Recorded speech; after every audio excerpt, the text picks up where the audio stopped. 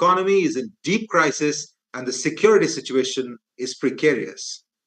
So, what are the main tasks before Shehbaz Sharif's government? To what extent is his government actually that of the Pakistan military, with Army Chief General Asim Munir in charge? What message have the people of Pakistan delivered by voting for independent candidates backed by Imran Khan's party? And what is the future of Imran himself? Finally, what does this situation mean for India? And is there any possibility of New Delhi re engaging with Islamabad or Rawalpindi? To answer some of these questions, we have with us this evening Ambassador TCA Raghavan, diplomat and scholar, and India's former High Commissioner to Pakistan. Ambassador Raghavan, welcome. Thank you for your time. We are delighted to have you here. Thank you. You are very special to the Indian Express Explained. In 2016, perhaps a year after I launched the Explained section of our paper, we started this series of explanatory conversations with experts, and you were our first guest. You were also our guest last year. So, Dr. Raghavan, welcome back again. Speaking to Dr. Raghavan will be my colleague, diplomatic editor at the Indian Express, Shubhajit Roy. You can read all of Shubhajit's wonderful reporting, analysis, commentary on Pakistan and on other issues on our website, www.indianexpress.com. Today's Explained event is brought to you by our partner, Plutus IAS. My thanks to our partner. Thank you all for joining and welcome once again. Shubho. Thank you. Thank you, Munir. And it is indeed a pleasure to welcome Mr. TCA Raghavan, former ambassador, former High Commissioner to Pakistan. And it's really a privilege to know him because of sheer history he brings to the table, not just as a scholar, but also as a practitioner.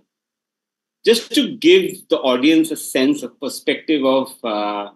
Raghavan's expertise, Mr. Raghavan, he's dealing with Pakistan in the first decade of the 21st century, from 2000 to 2009.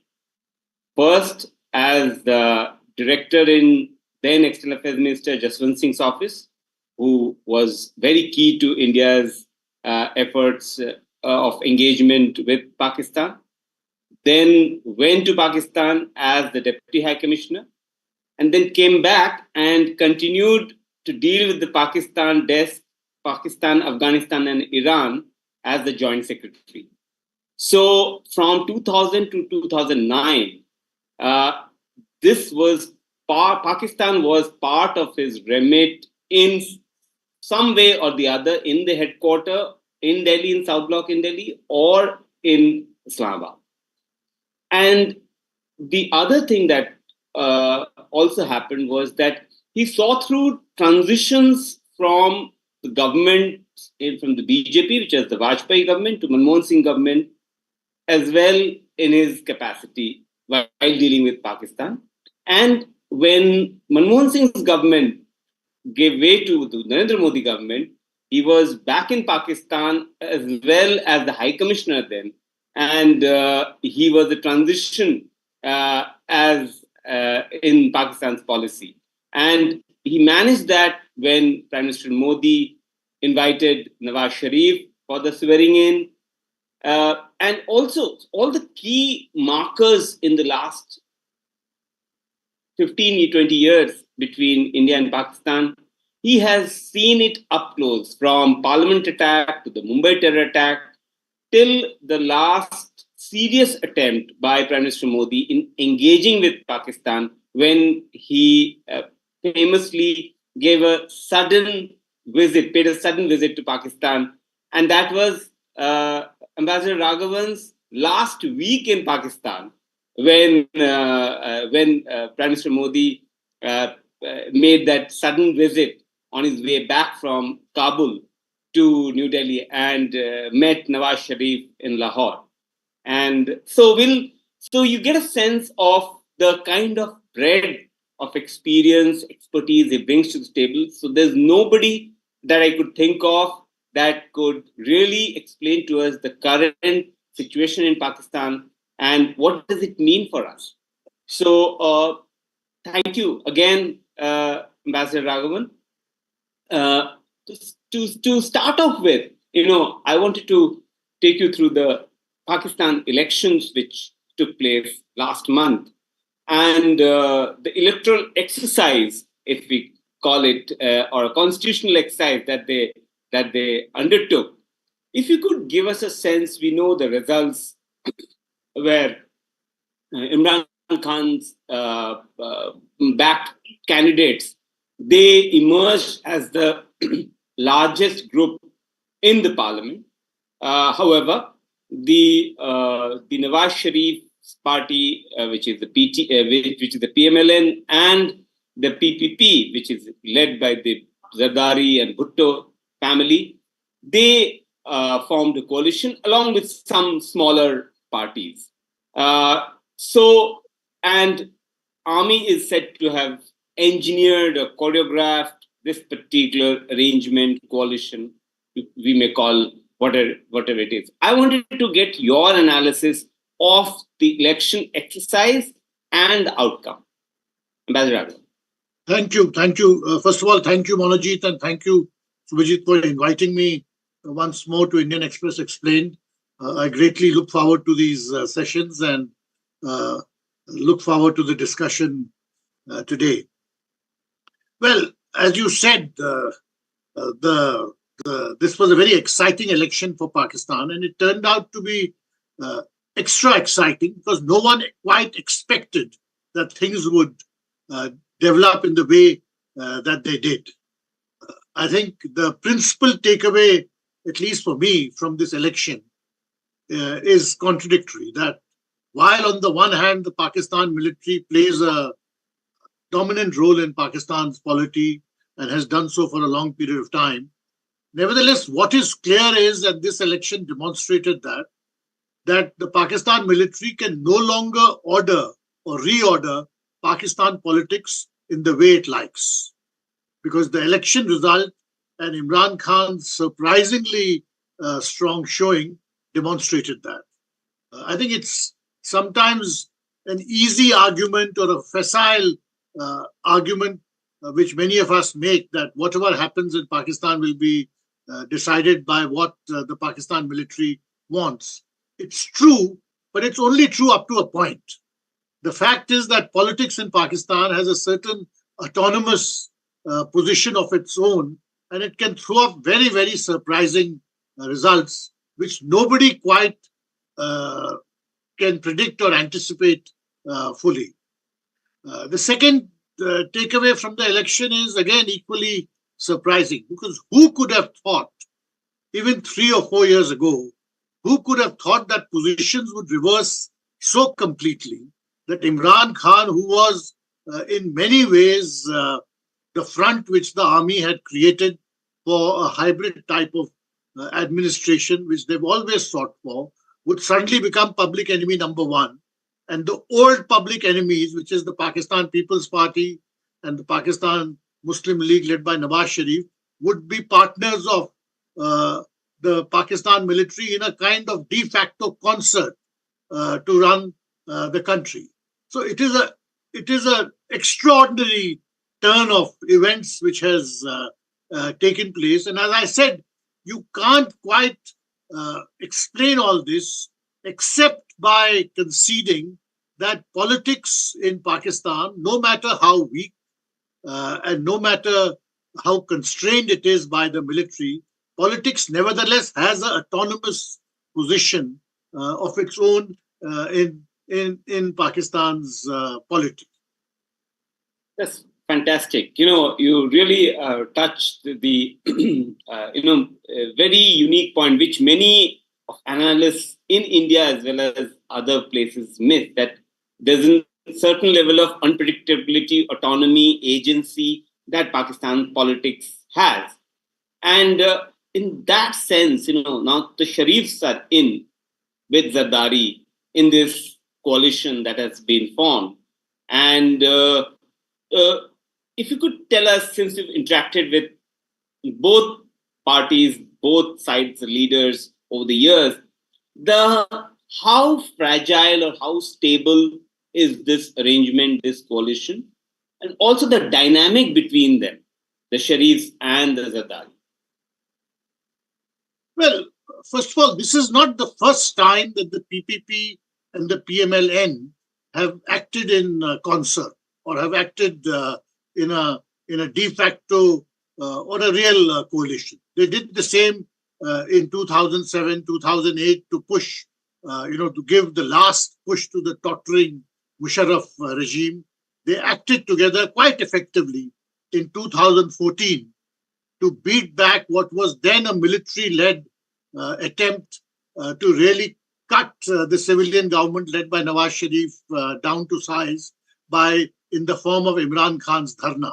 And the fact that the PPP stood united with the government at that time in 2014 is really what prevented the military's attempt to constrain Nawaz Sharif. So the surprising thing is not that they are acting together. The surprising part is that they are in a coalition with the military, because both these parties, in their core, have an anti-military, anti-establishment narrative, which is intrinsic to their function. And the fact that they are now in a totally different position, whereby they have conceded that anti-military narrative to Imran Khan and his supporters, makes this a somewhat unusual kind of coalition. It's also a very difficult time for Pakistan. What the people talk about the shakiness of the coalition with good reason, because everyone sees what a difficult period Pakistan is going through, especially in economic terms, but not just in economic terms. And everyone realizes that whoever forms the government, it's a totally thankless job in terms of the kind of public popularity you're going to lose. Now, the PPP felt that when it was part of the government which took over after Imran Khan lost the vote of no confidence, they suffered a great deal in terms of loss of public confidence because of the economic downturn. And they felt that they had been left holding the can because they were a part of the PMLN coalition. So this time, while they are supporting the Pakistan Muslim League government, they are not part of the government. They are supporting it from outside. And that adds an element of extra fragility to this setup. How long will it last? How shaky will it be? Is very difficult to say.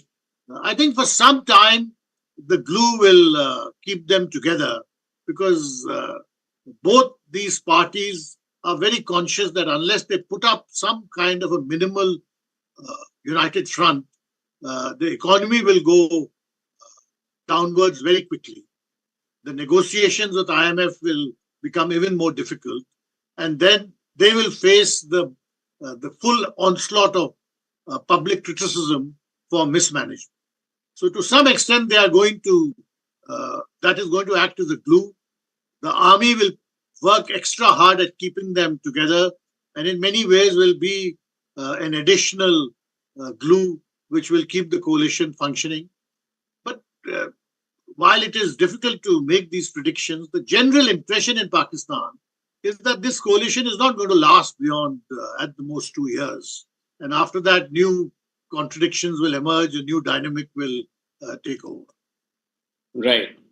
That seems like a very fragility of the coalition you mentioned. So I want to get into the key political actors in Pakistan right now. And let's start with Nawaz Sharif. Nawaz Sharif was a three-time prime minister, was considered to be, at least till the elections took place, the favorite of the Pakistan army. He came back to sort of welcome after much negotiation. Shabaz Sharif made his entry possible. Now, post-elections, it seems because he didn't have the seats, he's now not part of the government directly. So it seems has he taken a role of a patriarch? What is Nawaz Sharif's game now?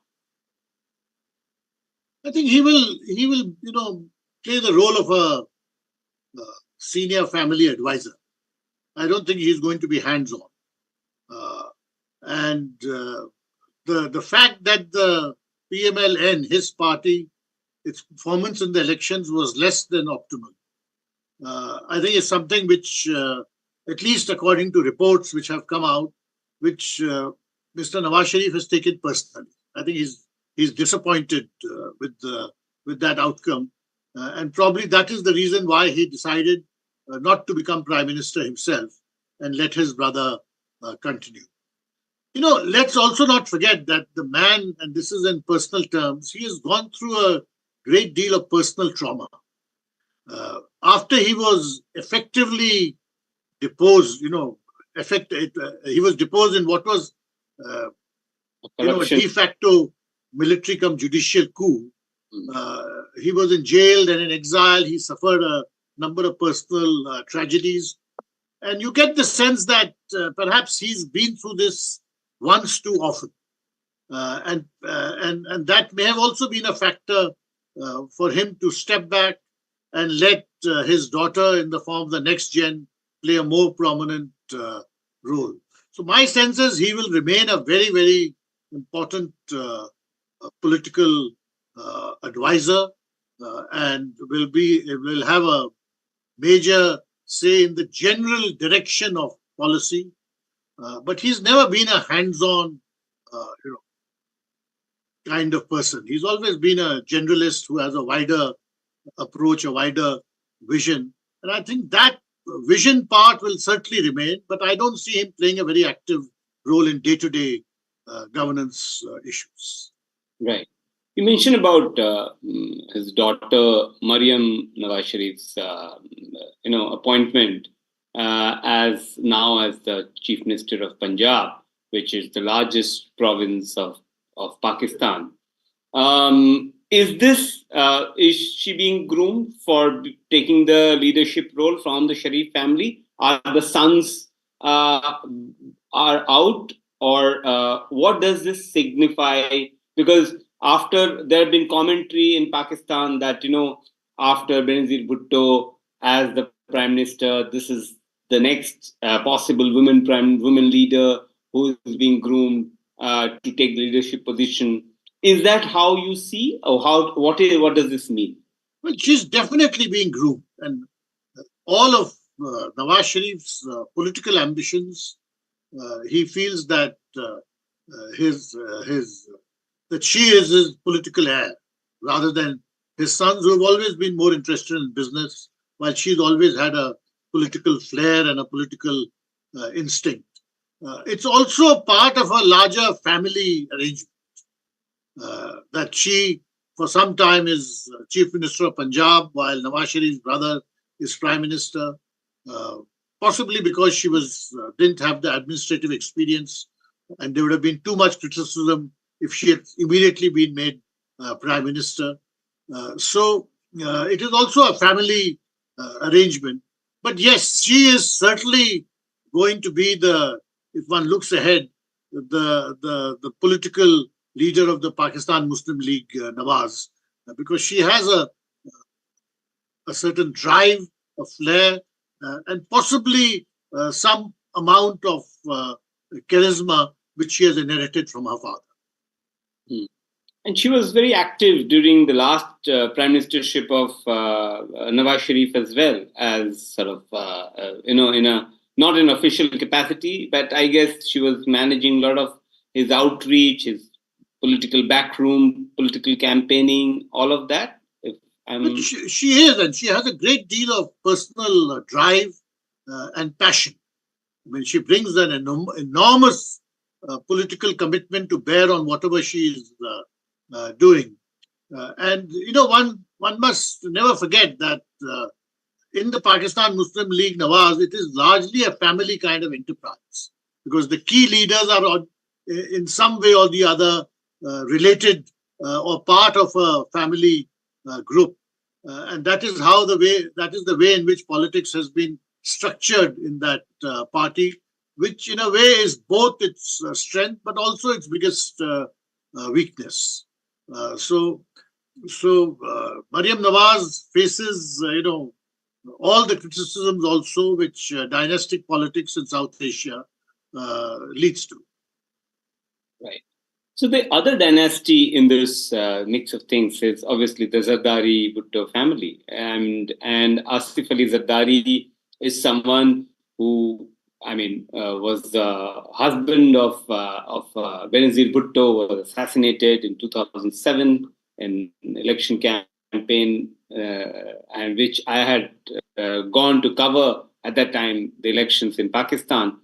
From that time, Asif Ali Zardari graduating to be the president of Pakistan, from being the Mr. 10% or 20%, he used to be called because of the commission's corruption allegations that were against him, to now he's again back in the game, in the political center, being the third largest grouping, leading the third largest grouping. He's managed to get the president's role. And how do you see his role, and what is his play in the scheme of things?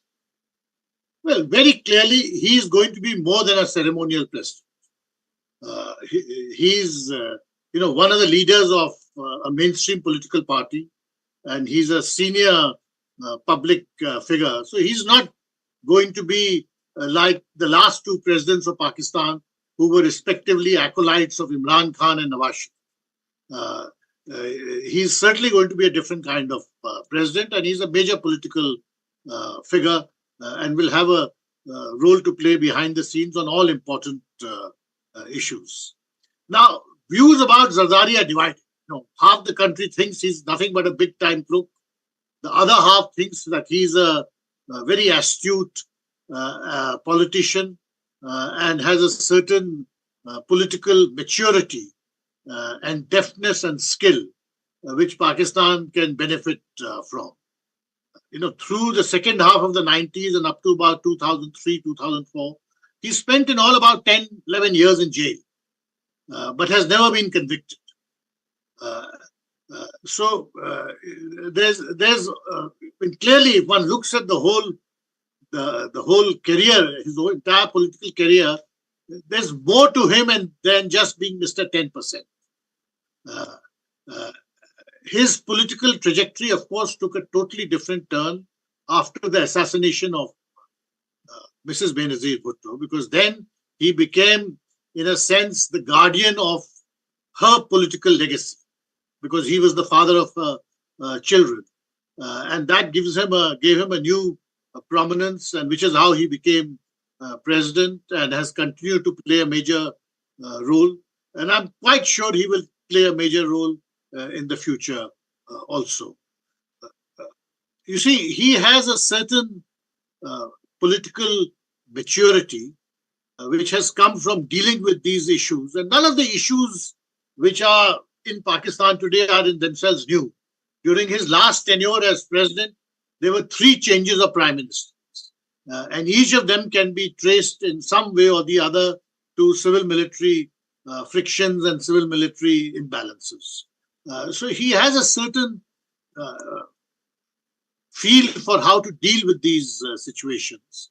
And also, according to some people, and this is what my impression of him was, because he was president when I was there as High Commissioner for some time, he also has very, very good interpersonal skills.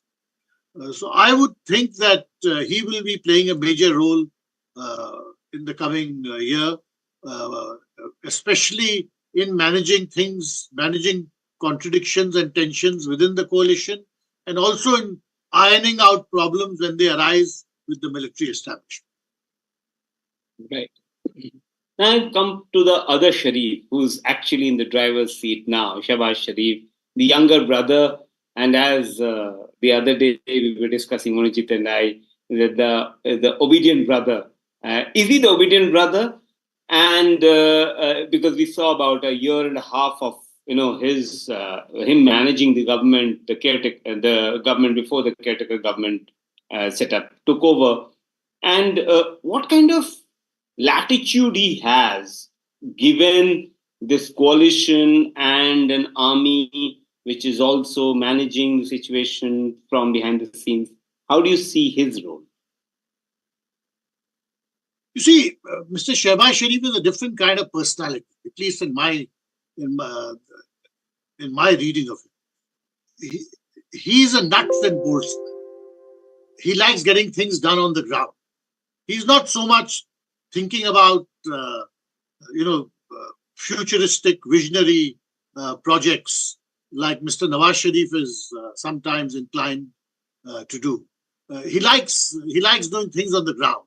He's very good at putting up infrastructure projects, and to some extent, one can say that both the Sharif brothers, I think their investment in large infrastructure and their fascination in large infrastructure is something very similar to what you see in Prime Minister Modi in India. They built the Lahore Islamabad motorway in the 1990s, and for a long time it was the only European or American style motorway in South Asia. They are good infrastructure people, especially Shehbaz Sharif. He's not as impulsive as his older brother. Nawaz Sharif is given to taking impulsive decisions, and that often leads to a lot of problems. Shehbaz Sharif is much more careful, measured. But one must also realize that he, apart from, yes, obedient and so on, but he has a very, very strong sense of loyalty to his brother. Because, for years the military has tried to detach the two. General Musharraf invested a great deal in trying to detach the two brothers and work with Shehbaz Sharif. And it's only when that didn't work that he had to go to other Punjab politicians to set up a kind of government.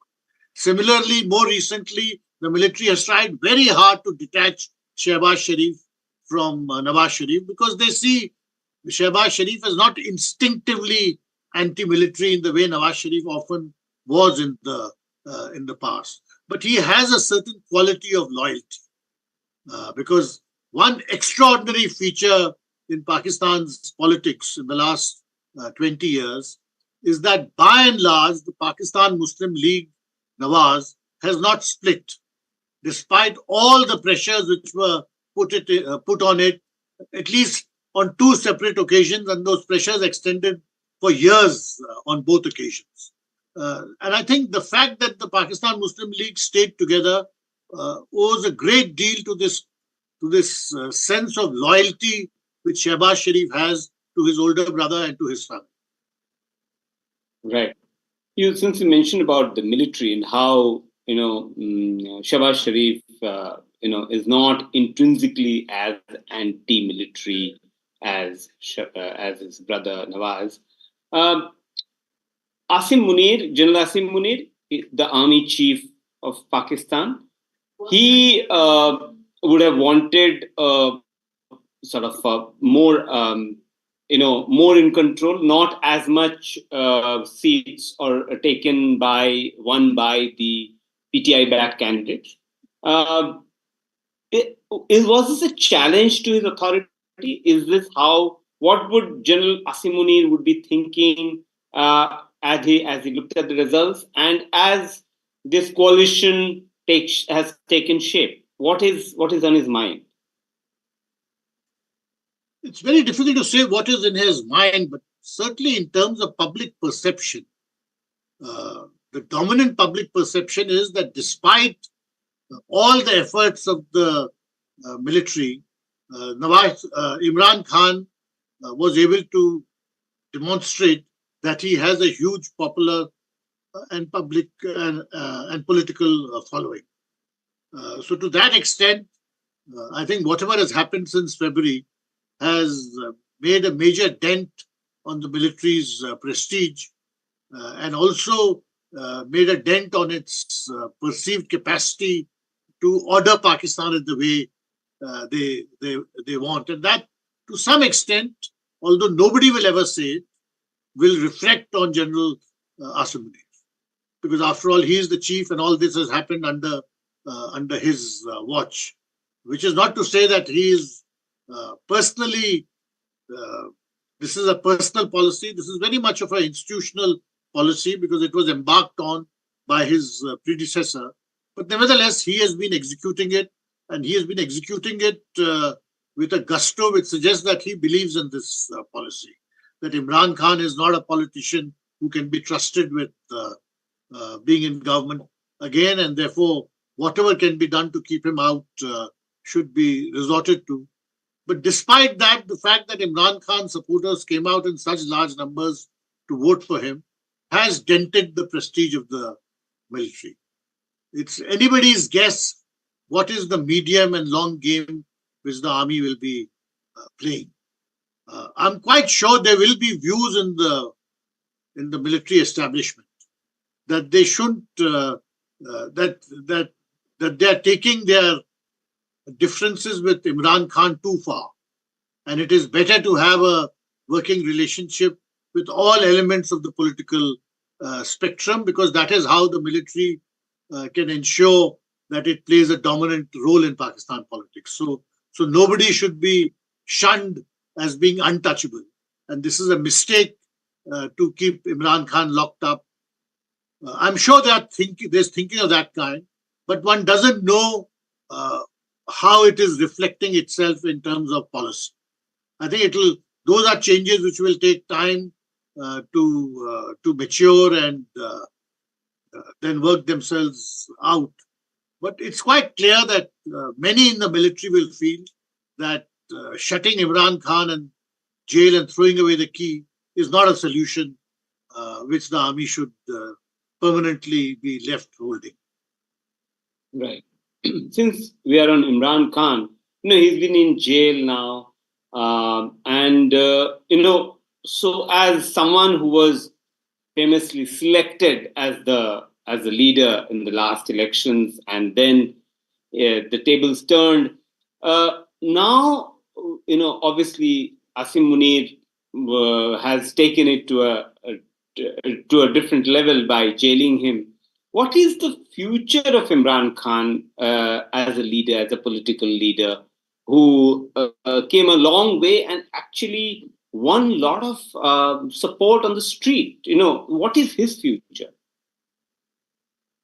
Well, the interesting thing about Pakistan politics is that, military generals, despite the dominant position they have when they are in power, once they step down, have no future. Musharraf had no future when he stepped down. Rahil Sharif, Bajwa, they had no future when their tenures ended. But the future of politicians, civilian politicians, never faces a closure. Nawaz Sharif has been down and out and come back on top at least on 3 occasions. Benazir Bhutto was down and out, came back on top. Asif Ali Zardari similarly. So I don't think anyone in his right senses should rule out Imran Khan. One doesn't know how the cards will play or how things will shape out. But the fact that he has a tremendous political and popular following, he has a certain charismatic appeal, means that we can't say that his future is, that he has no future, no political future. If he survives, that if question is always there because we are talking about Pakistan, if he survives, I'm pretty sure he has a strong political future. Right. Just talking about Imran Khan, his party, PTI, while he's in jail, doesn't have a strong leader. The top brass is obviously him, Shah Mahmood Qureshi. They're in jail. They are kind of, there have been efforts to break his party. People have defected. The IPP was formed by Jahangir Tareen and others. And now PTI's response post the elections was very different from how they responded in May last year, when they went inside military installations, including corps commanders, including Lieutenant General's residence, and they breached the red line at that point of time, according to the Pakistan Army. Now, this time the response has been very different. So, Why was this different, and what happens to the PTI as you see right now? It obviously doesn't have a symbol. It's still a loosely coalition, but the largest grouping in the parliament. See, I think they're still mulling over the results because it's not so easy for them to have a coordinated policy drawn out because some of them leaders are in jail. They're not able to contact Imran Khan freely. So it's taking time for them to decide what to do. And perhaps there's an element of internal indecisiveness. My own sense is that the view which is gaining ground is that we have to bide our time. And we won't lose anything by giving the present government a long rope and letting them hang themselves with it, because the economy will take a toll, and inevitably people will start talking about what has happened to the PTI. I think Imran Khan being in jail may well turn out to be a big winning card that he is holding, because as time progresses, he will acquire the status of a martyr in jail, a political martyr. So my sense is that perhaps the view which is gaining ground internally in the PTI is that let's just wait and watch. We can make things difficult in the parliament. We already run one state, which is the Khyber Pakhtunkhwa. So it's not as if we will be totally out of the radar or out of the frame. But if we wait and watch, things will shift in towards us. Whether this view, this is my guess, whether this is so or not, of course, is a different matter, because the PTI is also the kind of setup which has a number of hotheads. Many of the established politicians have had to make way for activists. And for instance, what happened in May was perhaps the activists stealing the show from the established politicians in the PTI, because none of the established politicians would have wanted that kind of a confrontation with the military. It was very much of an activist-driven view. Approach. What Imran Khan's view on this is very difficult to say, because he's in jail, nobody's in touch with him. But the person, for instance, whom he has appointed as Chief Minister of Khyber Pakhtunkhwa, he's more of an activist. I mean, he was one of the leaders of the May agitations and the attacks on different military installations. So Imran Khan possibly, is also an impulsive person. So perhaps to some extent he's listening to those who are saying that let's keep it calm and let's wait and watch and things will turn to our advantage. While at the same time the others may be pushing him to take a more activistic position. So I think it's a kind of a no clear policy just now. But at the same time, he's in the opposition. He doesn't have to take decisions immediately. So there's no great urgency for him to act. He can just wait and see and wait for his moment, so to say. Since you talked about the economy of Pakistan, the crisis has been there, and there's been more than 30% of inflation, and that seemed to have really also been a factor why people really have come out against the establishment as well. If you could give us a sense of the situation of the crisis, the economic mess or economic crisis in Pakistan, what is happening there? See, these crises are not new in Pakistan. Every 4 or 5 years, there is an economic crisis of this kind, essentially because Pakistan spends much more money than it actually generates. It has a very narrow taxation base. It imports much more than it exports. Because of its bad internal security situation, there's not enough investment taking place. So there's not enough production. So inherently, structurally, it is a crisis-prone economy. This particular crisis had different features from earlier crises because in the past, because it was playing an important geopolitical role with regard to Afghanistan or with regard to what the US and the Western Alliance wanted in this part of the world, it could leverage that geopolitical role to extract, economic concessions. And that came in the form of concessionary finance, both from the international financial institutions, but also in terms of bilateral economic assistance. Now, this time, 2022, 2023, what Pakistan suddenly discovered was that they had no geopolitical relevance. They had no geopolitical leverage. There was no geopolitical card they could play because the world had suddenly become disinterested in Afghanistan or in Southwest Asia, primarily because of what was happening in Ukraine, because of COVID, and because of the US withdrawal from Afghanistan.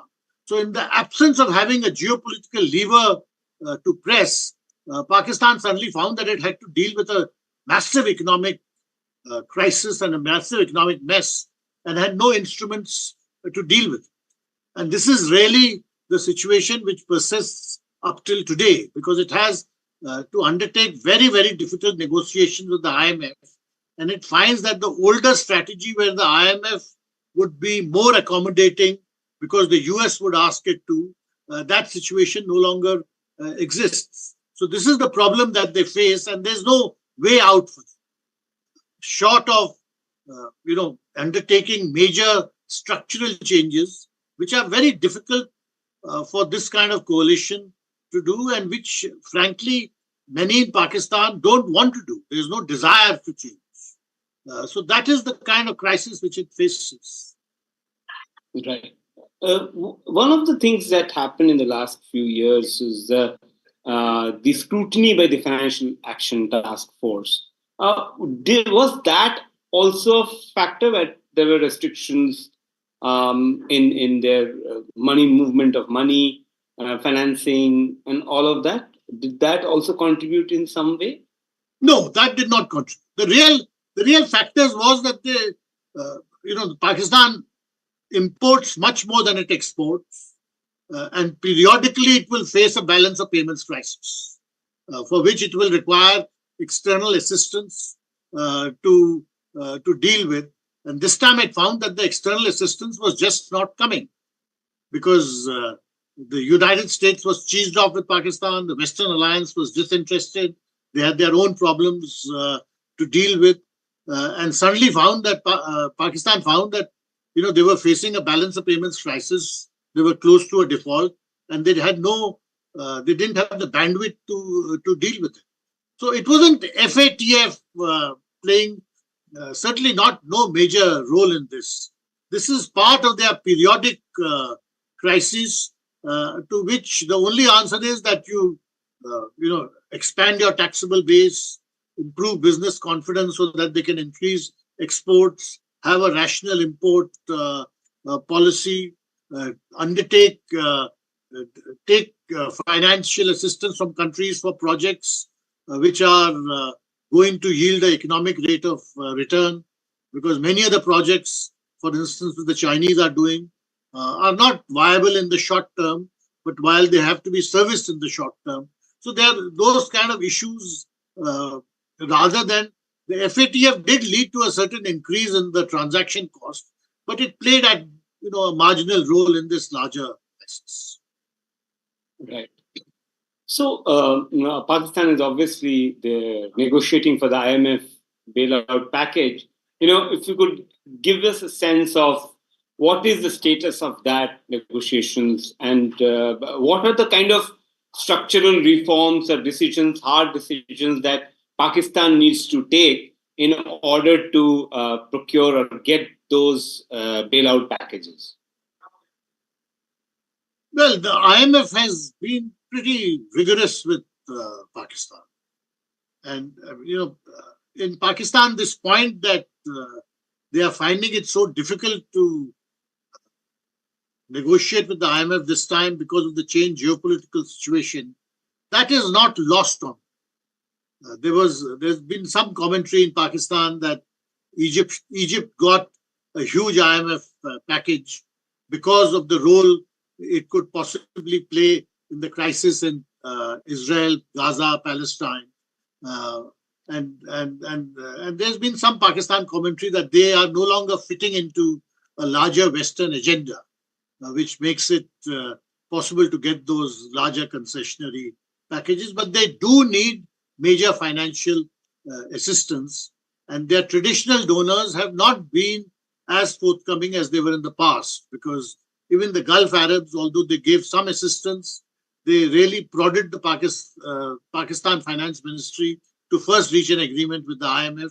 And the Chinese more or less also took the same position. They provided some assistance, but said you have to put your house in order, and that means you reach agreement which you will implement with the IMF. The IMF prescriptions are usually that you reduce government expenditure, reduce wasteful spending. Now, all that is easier said than done, because a certain amount of expenditure on subsidies, very much like in India, if you try to cut it too drastically, there is an immediate public backlash and blowback. There's also a huge expenditure on the military, on government salaries, and those are relatively items which are not easy to cut. The IMF would also like greater privatization initiatives. There's that PIA, which is a major loss-making body, or Pakistan Steel, another major loss-making company, that these should be privatized. But it's not easy because the whole economic model in Pakistan is not a rational economic model. It's based very much on patronage, favors. The government wants to run things in a particular way. So all of that makes it a very, very difficult process to negotiate a stabilization package from the IMF. So, in sitting in New Delhi, how is India watching this particular situation unfold? You've been part of the system. Obviously, now you're not. But if how would the Indian government would be watching this situation unfold in Pakistan? Well, for some time now, the view in India has been that while Pakistan is going through this internal turmoil, there's nothing really very much we can do. So it's a kind of a hands-off approach, and our main focus has been on the counter-terrorism front and on stabilization along the line of control. But otherwise, it's generally been a hands-off approach. There's no real political dialogue with Pakistan. There are no high commissioners in place. The diplomatic relations have been severely downgraded. I think the question is that what happens, how long will this impasse continue? And there, very clearly, we have to wait for the electoral process in India to be completed, because in the middle of an election, no bigger changes are possible. So between the turmoil in Pakistan, the elections, then our own elections, I think almost 2 years has been taken up by this, by these developments, and that has really prolonged the long impasse of this downturn in India-Pakistan relations. Right. So, considering 4th of June, India's elections get completed. Post that, I also ask you this question because you have seen many such ups and downs in the relationship, many attempts to engage and then lack of engagement. And the last big effort, as I mentioned earlier, major effort was when Prime Minister Modi landed in Lahore when you were the High Commissioner in your last week in your assignment. And so because of that, if 4th of June happens, whatever the mandate of the new government with a mandate for 5 years, next 5 years comes in India, do you think there's a case for engagement, or India has drawn a very hard line of, okay, terror and talks can't go hand in hand, so there is no point in talking, or because there has been relative calm on the terror front, on the LOC ceasefire has held since it was followed or reiterated in February a couple of years ago. So you think there is a case for re-engagement, or you think there is not? What is your sense? Well, I have no sense of what the thinking in the government is. In my view, this particular dilemma is not a new one. It's something which those who have made Pakistan policy have always confronted, that there is an element of risk when you engage, but there is a certain conceptual reason which India must always keep in mind when it thinks about Pakistan, because it is very important that we look at Pakistan not in isolation, but as a larger part of our foreign policy, overall foreign policy. So today you have a situation where you have a kind of very brittle, minimal stability with Pakistan, with a virtual zero relationship. You have a very bad situation with China all along the line of actual control, and also a less than optimal political and diplomatic relationship. You have a very bad situation with Myanmar developing in our northeastern border because of the internal erosion in the Myanmarese state and the impact that is happening on us. So virtually your entire continental border from the northeast to the northwest is in not very good condition. Now, in these circumstances, I would think that many would argue that it is in your national interest that you try to stabilize your relationship with Pakistan and not leave it in a situation where it could suddenly drift or spiral down. So if you have to stabilize, you have to engage. And when we talk about Pakistan and its multiple internal crises, the second point to remember is that the initiative to engage has always to come from India. It's not something which is you may like, but that is the fact. It's a fact of life, because you're the larger country, you're the more stable power. Therefore, initiatives have to come from you. And that has always been the case. If you wait for a situation where Pakistan will take an initiative, in a sense, you'll be waiting forever, because in many ways, Pakistan's space for maneuver is much more limited. But more importantly, you are conceding the initiative away from your own hands. You're no longer retaining the initiative. So I think for multiple reasons, initiatives have to come from India, and they've always come from. The question is, what do you want to do? How do you see your future in this part of the world? The other point to remember is, again, it's conceptual.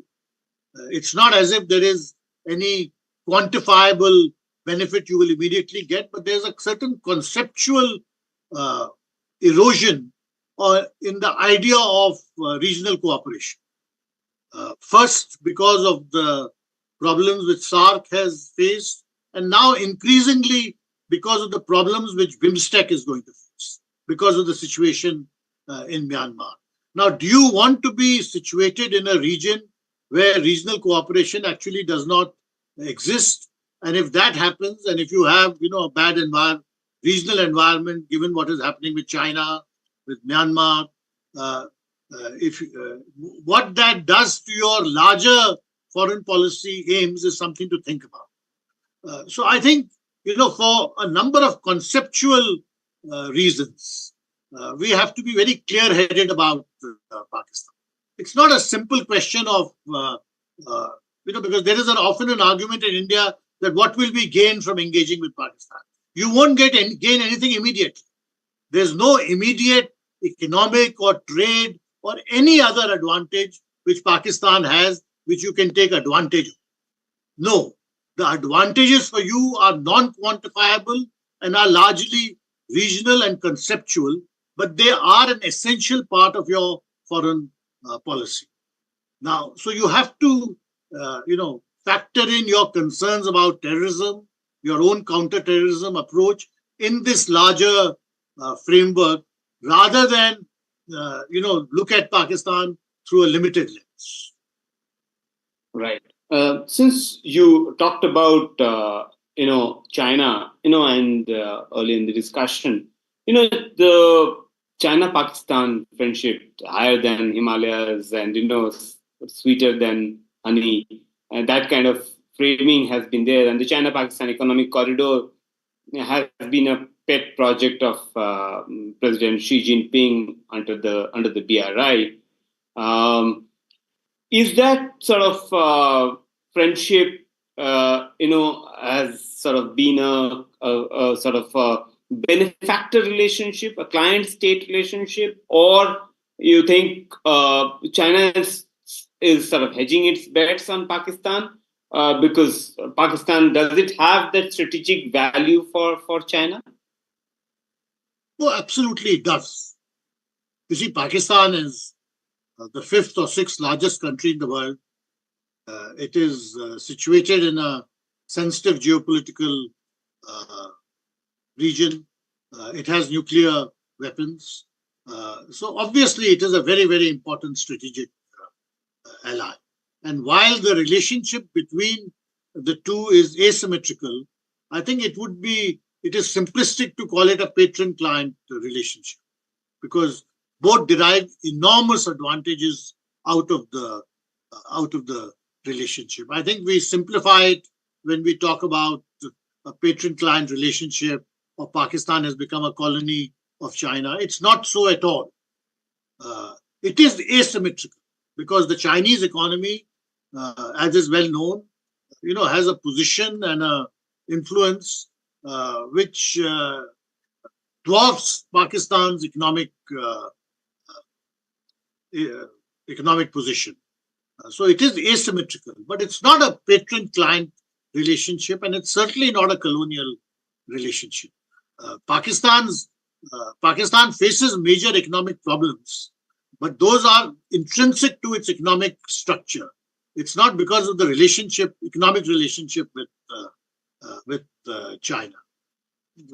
The second point is that, as far as India is concerned, we should never forget one simple fact, because often we lose that simple fact because of the numerous other issues which are tied up with it.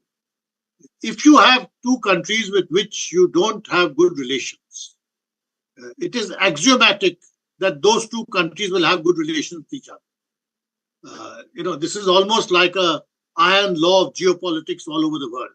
So we shouldn't be surprised at the strength of the Pakistan-China economic and political and military relationship.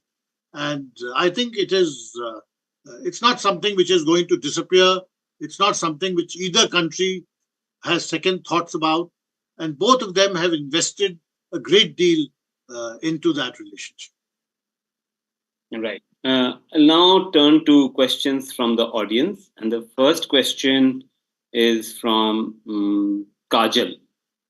Kajal, if you could unmute yourself and ask a question. Hello. Yes, please go ahead.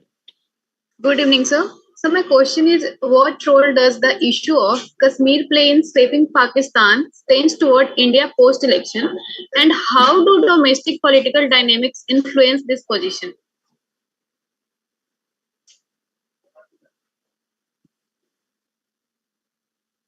Well, very good question.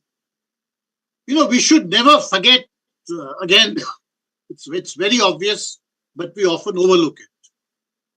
K in Pakistan stands for Kashmir. it is a non-negotiable part of Pakistan's mental makeup. So for most Pakistanis, Kashmir is the unfinished agenda of the creation of Pakistan in 1947.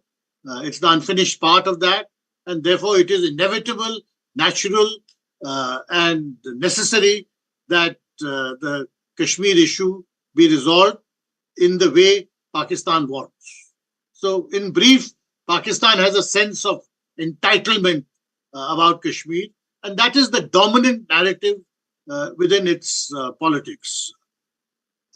Now, obviously, we don't agree with this, which is why there are so many India-Pakistan differences over Kashmir. What is the way forward? In many ways, this is a problem without a solution. For India, Kashmir, Jammu and Kashmir is an integral part of the country. For Pakistan, it's an unfinished agenda of partition. You cannot reconcile these two positions. What you can try to do, and this is where diplomacy comes in, is find some kind of a stopgap arrangement which will work imperfectly or work effectively for some time, and then it may stop working, and then you have to work on it again to improve that situation. It's not something which is unique to India and Pakistan. You have differences of this kind between neighboring countries all over the world.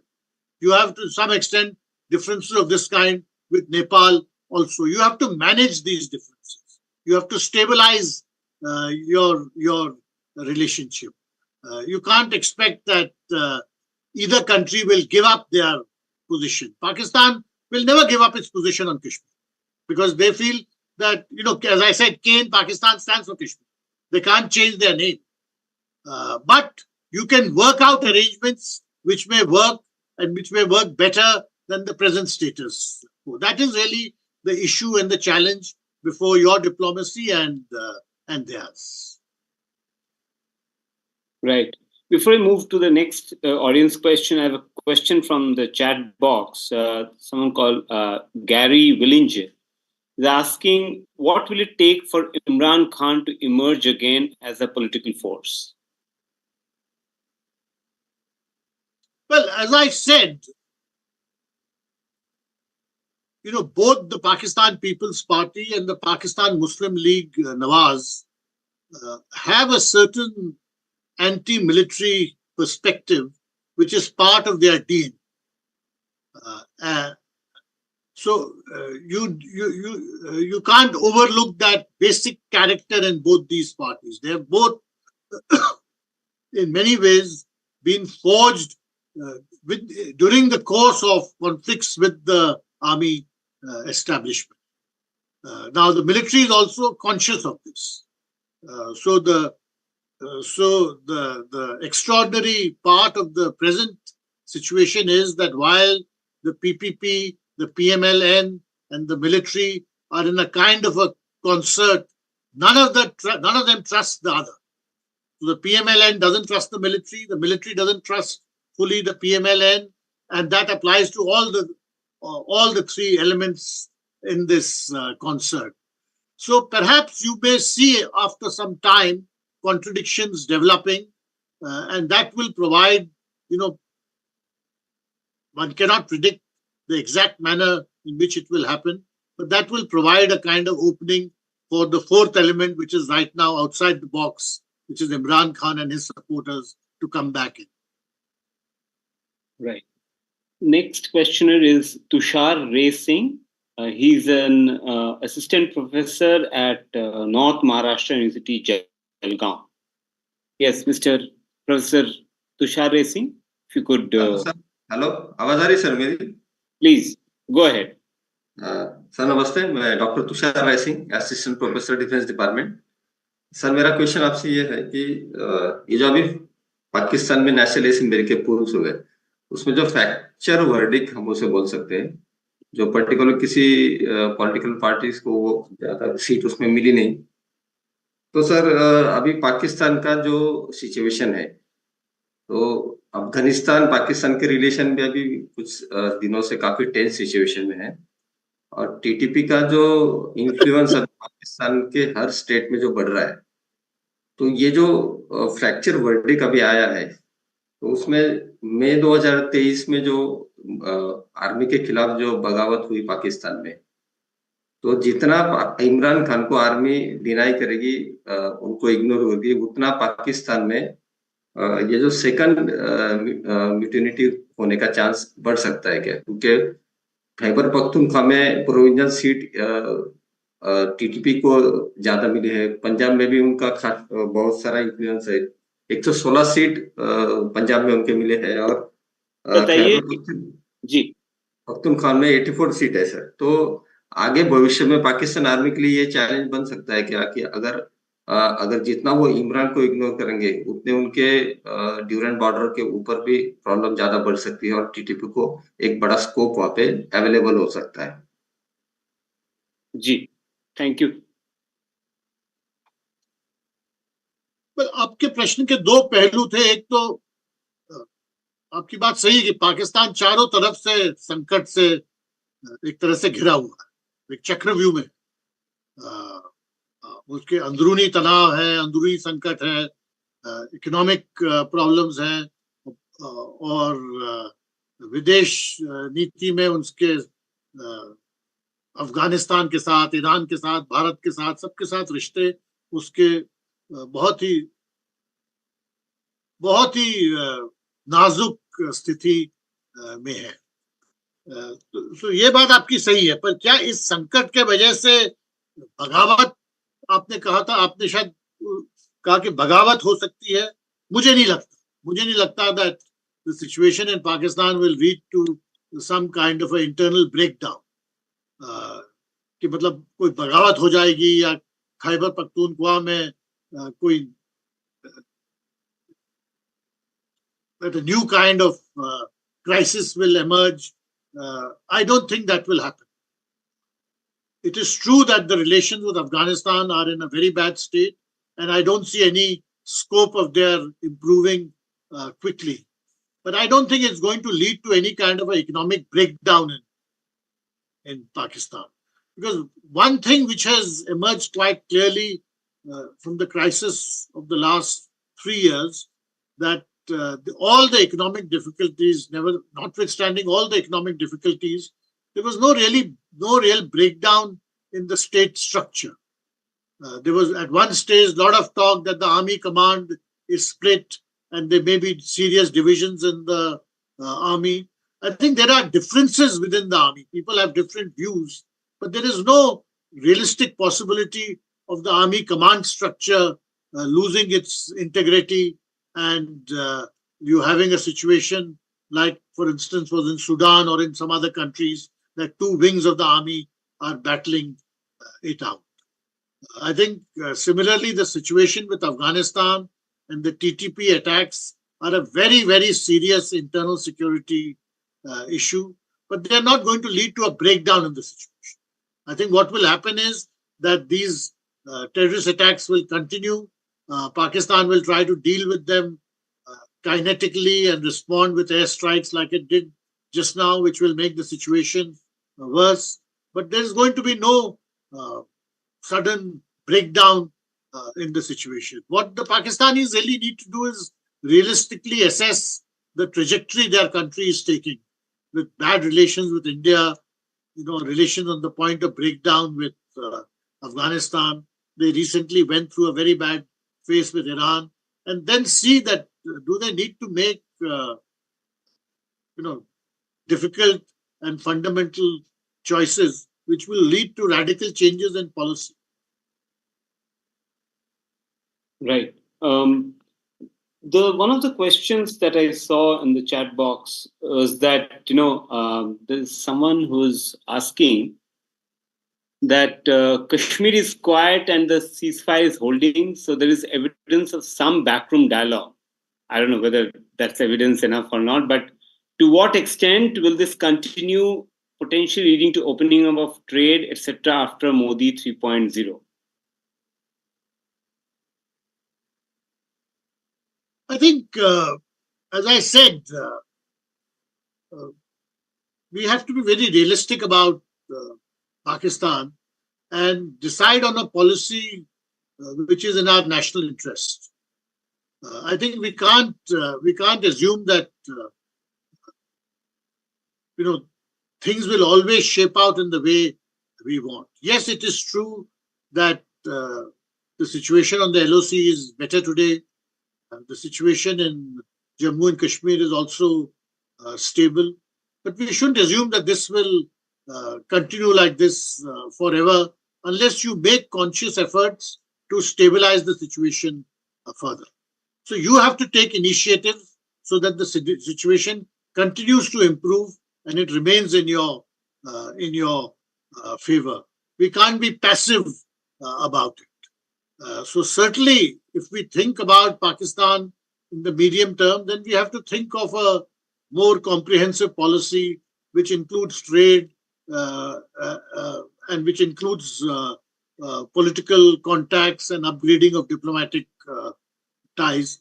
We cannot assume that because the situation is stable just now, we can let it be and it will continue like this forever. Right. The next question is from Satish Aikant, HNB Garhwal University professor. Satish.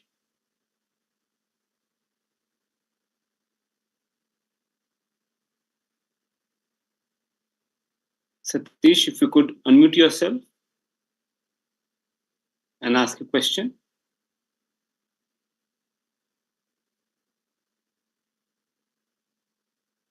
Okay. If he's not available. Yes, we can't hear him. Move to the next question. Okay. So moving on to the next question, Daneshwar Guge is a student.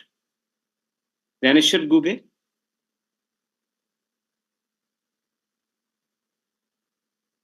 Hello. Hello. Yes. Please go ahead. Good evening, sir.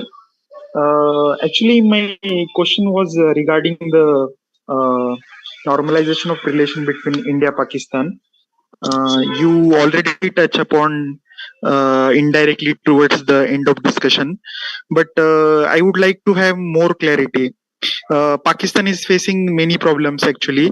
And is there any possibility of rapprochement between Indo-Pak relation in foreseeable future, considering they have more pressing issues on their plate than this? Yeah, I got it. You got a question. If I may add to this, Ambassador Raghavan, one of the things that because Pakistan is an economic mess, Sharifs are in power. There is a pro-business, pro-trade logic, rationale that emerges from Pakistan's side towards India. You think that's a strong argument? And what are the levers? What are the opportunities? What are the challenges in this? The economic and trade argument has a certain logic, but to my mind, that logic is often exaggerated and amplified. If you look at the profile of India's external trade today and the size of the Indian economy, from India's point of view, there is no great economic advantage in having a strong trade relationship or economic relationship with Pakistan. It's not in sheer terms of magnitude, it's not going to make a big difference. It may make a difference in a sub-regional sense. It may make a difference in Jammu and Kashmir. It may make a difference in Punjab. It may make a difference in Rajasthan. But at the macro level, the figures will never be of a magnitude which will make a difference as far as India is concerned. In Pakistan, it will make a greater difference. They can access inputs from India much cheaper than they can from other countries, and they can get them much more quickly, so that there is a more compelling economic logic from the Pakistani perspective. But the fact is that the economic argument plays a relatively small part in the overall approach, because the overall approach is largely political. In Pakistan, the economic argument is always countered by that this will lead to excessive dependence on India. And how can we be dependent on a country with which we have such bad relations? The other aspect is, what about Kashmir? If we start trading with India and we start normalizing with India, what about the Kashmir issue? So there are those kind of arguments. I think the principal logic for normalization or stabilization, I prefer the term stabilization rather than normalization, has to be political. That is it in the interests of Pakistan to have such disturbed external relationships given its overall situation? And the answer very clearly is no, it's not. It makes sense for it to have better regional relationships. Similarly, for India, does it make sense to have better regional relationships? Yes, it does, in a foreign policy sense. So that primary impulse is political. But as I said, we should always remember that the principal initiative has to come from India, because you have the space to take initiatives. In Pakistan, no political force, including the military, has the kind of space to maneuver and create, initiatives with regard to India, given all the other issues they are facing. So if you expect that Pakistan will take initiatives, then we will be waiting for a very long time. I think it's more realistic to deal with Pakistan as it is, rather than imagine deal with Pakistan as you would like it. Right. The last question from the chat box. But before I ask you the last question, you mentioned something very interesting, that you prefer the use of the word stabilization and not normalization. If you could explain that for the viewers. See, normalization suggests the level of a relationship which you do not have with Pakistan. Your relations, we must recognize, despite all the cultural convergences and the cultural commonalities, are deeply adversarial. And in both countries, there is a very, very great degree of strategic mistrust. Your suspicions of each other, are of very high magnitude. In those situations, to talk about normalization is unrealistic. It is the challenge is, how do you stabilize your relationship? After a period of stabilization, you could think about normalization. Now, you can say it's hair splitting, because stabilization will also have in it elements which are implicit in normalization. But I prefer the term stabilization because it actually describes much better the brittle and unsatisfactory nature of relations you have with Pakistan, which, as I said, are deeply adversarial.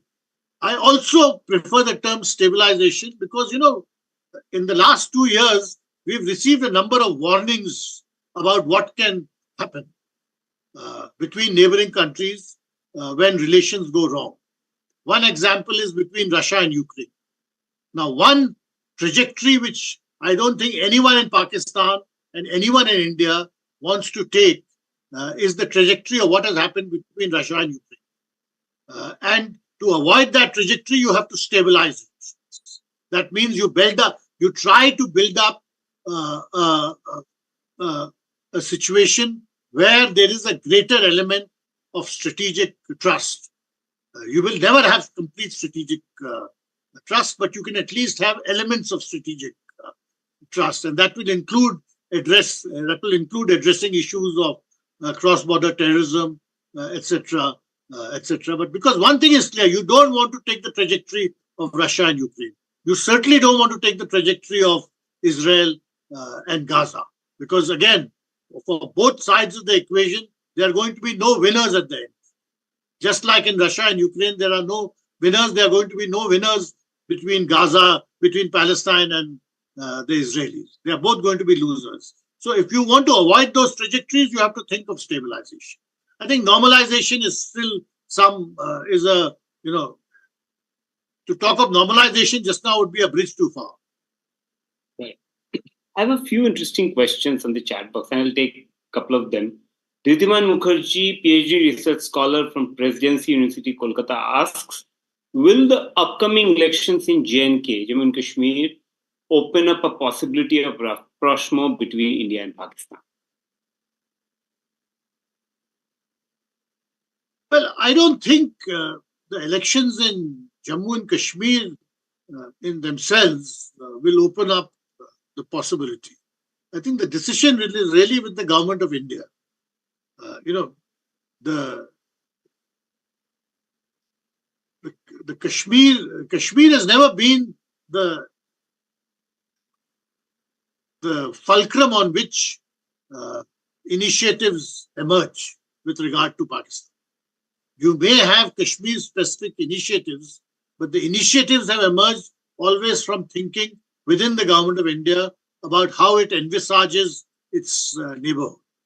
And really, we need to situate Pakistan within that larger kind of thinking of how you want to order your neighborhood. Because you certainly can't leave it by default.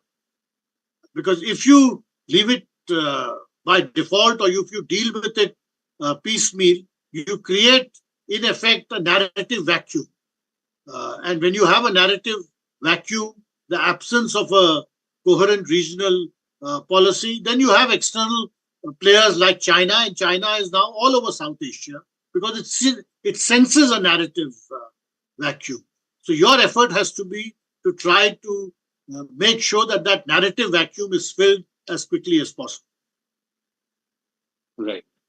Anand asks a question. Sir, how do you see the relations between US and Pakistan, as also China and Pakistan moving under the new dispensation, and what are the implications for India? I think US-Pakistan relations have, there was always an undercurrent of mistrust for the last 15 years. And the United States' view in Pakistan after their withdrawal from Afghanistan in August 2021 is severely jaundiced. They have a very cynical perspective. And right now, they have so many other issues to deal with in West Asia, in Europe, that there's really not much focus on Pakistan. And I don't see that situation changing for the next 2 years or 3 years at least, unless something very unexpected happens. The China-Pakistan relationship, as I said, at its core is a relationship of great utility and strategic value to both countries. And it is going to remain very important for both countries. It is true that the Chinese have also become a little more cautious about Pakistan.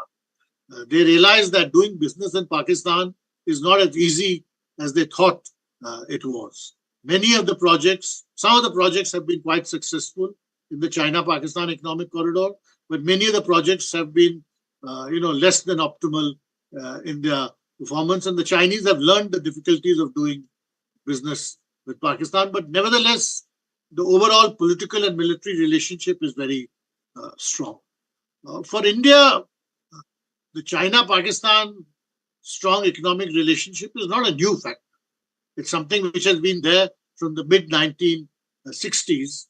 And as I said, it's primarily based on the fact that if you have adversarial relations with two countries, those two countries will have good relations with each other. What can you do about it? You should try to improve or stabilize your relations with both. I think that is the approach which we have to take, while remaining, of course, vigilant, strategically vigilant with regard to both these countries because of your adversarial history. Right. Last question before I wrap up and close is from Ashish Gaur, who asks, will this present elected government in Pakistan be different as compared to last Imran Khan party led government, obviously, in terms of its relations with India? Well, it's very difficult to say. I would think so. I would think so because the Pakistan Muslim League and its supporter, the Pakistan People's Party, have in the past, been quite strongly invested in improving relations with India. In between, there have been a severe downturn, and to some extent, the situation has changed. But that earlier history is important. But we should also remember that, even with Imran Khan, it's not as if you began on a totally negative footing. Imran Khan, when he became Prime Minister first, always said that I am the person who can build a strong relationship with India because I know India better than any other politician in Pakistan. And it's true. He had traveled more in India. He knew more Indians. And most of all, at that time, he was surrounded by many people who felt that improving relations with India to the extent possible was in Pakistan's national interest. It's a different matter that things didn't turn out in the way that was expected. And there were numerous issues which came up. But I don't think we in India should automatically assume that, there are parties in Pakistan with which you can do no business at all. I think given the right circumstances, you should be prepared to do business with everybody. But in brief, to answer your question, I would say that with this government, there are certain possibilities, but we have to recognize the limitations of this government in terms of the enormous challenges it faces, the fact that it's going to be a shaky coalition, which really brings me back to the point that if you want to move, you have to take the initiative. You cannot expect others to be doing the heavy lifting while you, as the more stable and the more powerful regional country, are not. In the end, we have to reorder the region according to our interests, and we can't let it someone else. We can't expect someone else to be doing your work for you. Thank you so much, Ambassador Raghavan. This is really fascinating, very insightful, lot of thought-provoking sort of answers, arguments you were able to bring in front of us, and really gave a sense of, the situation in Pakistan as of now with your experience, your expertise. And for all of us, I think it was an education, a masterclass on India's relationship with Pakistan, as well as Pakistan, what it's going through. Thank you again, Ambassador Raghavan, for your time, for your patience, and answering all the questions so thoughtfully, with so much patience.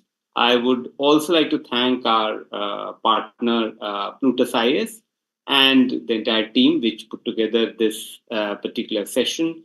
And of course, to our audience who joined in, not just from India, but also from other parts of the world. And if you missed it or your friends missed it, you can tell them you can watch it on our Indian Express YouTube channel. It will be put up shortly. And that's it from us. And thank you so much. Have a good night and good day. Thank you very much. Thank you.